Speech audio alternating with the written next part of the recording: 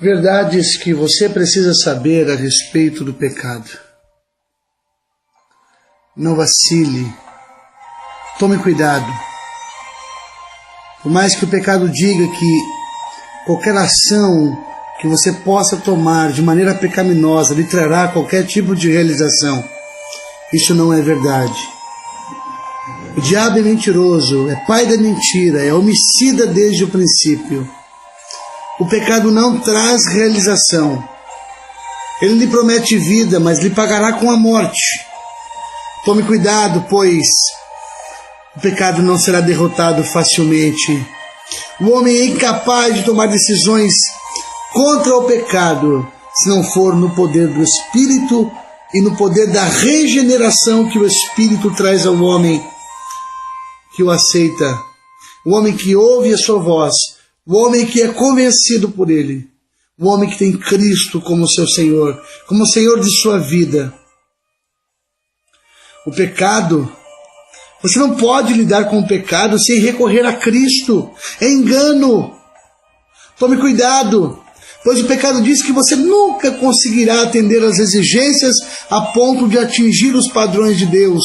Isto é possível através do novo nascimento, da justificação, da regeneração, da conversão, da santificação no poder do Espírito e com auxílio da palavra de Deus. Jesus disse: Pai, santifica-os na verdade, a tua palavra é a verdade. Hoje, porém, quero continuar falando desse assunto, mas agora eu quero dizer o seguinte: o pecado vai lhe dizer, você não precisa tratar com o pecado imediatamente. Você não precisa se preocupar com o pecado agora. Cuidado.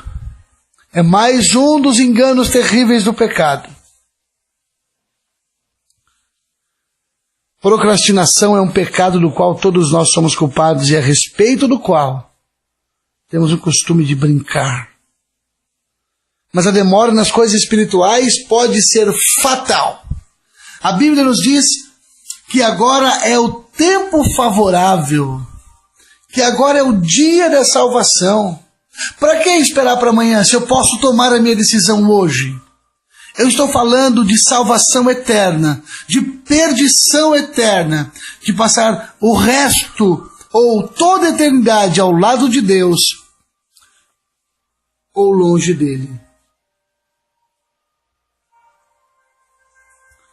2 Coríntios capítulo 6, versículo 2, porque diz, ouve-te em tempo aceitável, socorre-te no dia da salvação, aqui agora o tempo aceitável, eis aqui agora o dia da salvação.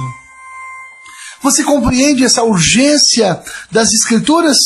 Não sabemos o dia, não sabemos a hora. O fato é que ele virá, mas será como no dia de Noé.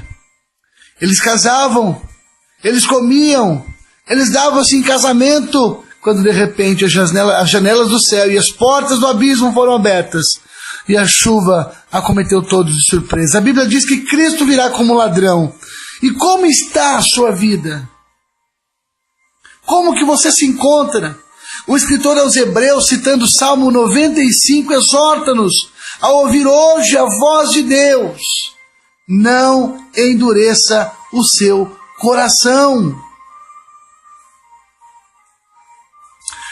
O versículo 7 diz assim, portanto, como diz o Espírito Santo, se hoje ouvirdes a sua voz, não endureçais os vossos corações. O versículo 13, antes, olha só, antes exortai-vos uns aos outros, todos os dias durante o tempo que se chama hoje, para que nenhum de vós se endureça pelo engano do pecado.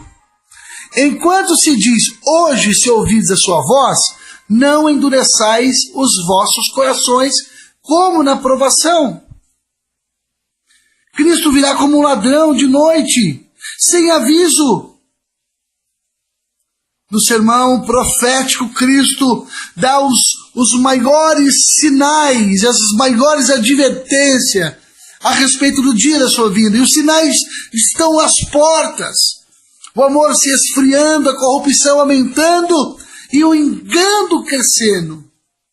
Quantos falsos cristos, quantos falsos profetas têm se levantado em nossos dias, pregando aquilo que não é evangelho, aquilo que não é palavra, torcendo ao seu bel prazer.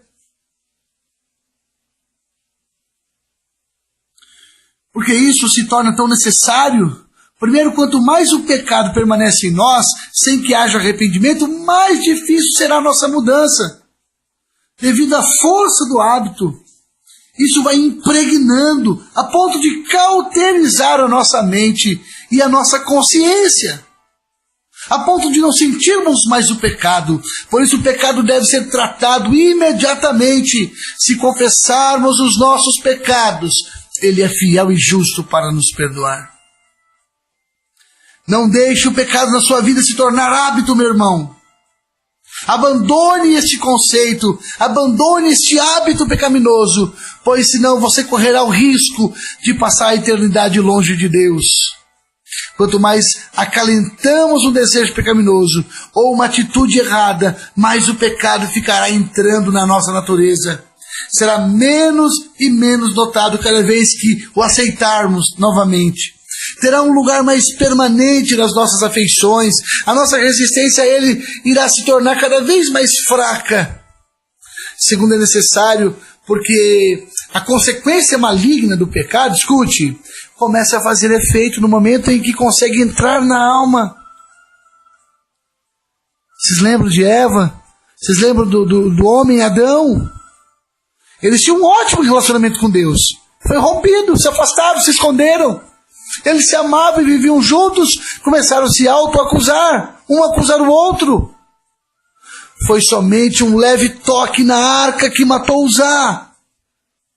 E é somente uma simples brincadeira com o pecado. Ele pode esmagar você para o resto da sua vida, para o resto da eternidade. A alegria espiritual, os frutos da nossa vida são mortos por esse pesticida chamado pecado. Deus abençoe a sua vida em nome de Jesus. Acompanhe os próximos áudios a respeito das mentiras acerca do pecado.